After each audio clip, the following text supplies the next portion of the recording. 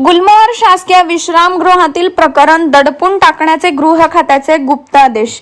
माजी आमदार अनिल गोटे यांचा आरोप. धुळे शहरातील शासकीय गुलमोहर विश्रामगृहातील खोली क्रमांक 102 मध्ये सापडलेल्या रोकड रकमेचे प्रकरण दडपून टाकण्याच्या उद्योगाकडे पोलिसांच्या वेगाने वाटचाल चालू झालेली आहे असून आतापर्यंत गुन्हा रजिस्टर न करता तपासाच्या नाटकाचा पहिला अंक पूर्ण झाला आहे. सदर प्रकरण दडपून टाकण्याचे गृह खात्याचे गुप्त आदेश असल्याचा आरोप माजी आमदार अनिल गोटे यांनी केला.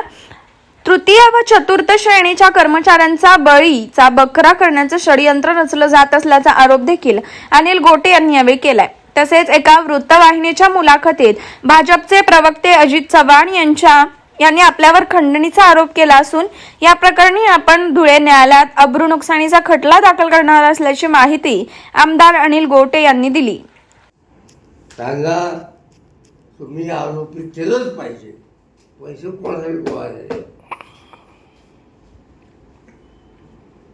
गोळा कोणासाठी कळलं पाहिजे ना. कारण हा दुसरा प्रकार आहे धुळ्यात. पंचायत राज कमिटीला मी सदस्य असताना तेव्हा त्यांनी मला चॅलेंज दिलं, तसं आम्ही करत नाही.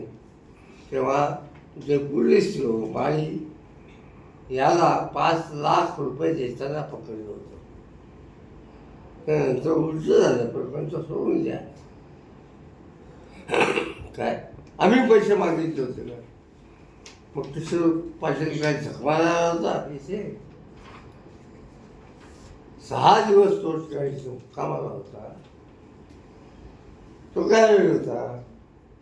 तुम्ही आरलीच ऑफिस, कलेक्टर ऑफिसचं फुटेज का नाही जप्त केलं. काय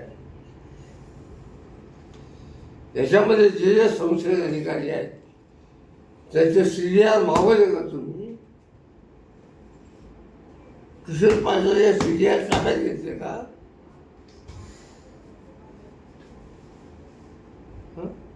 पैसे मागितले होते का म्हणजे काय.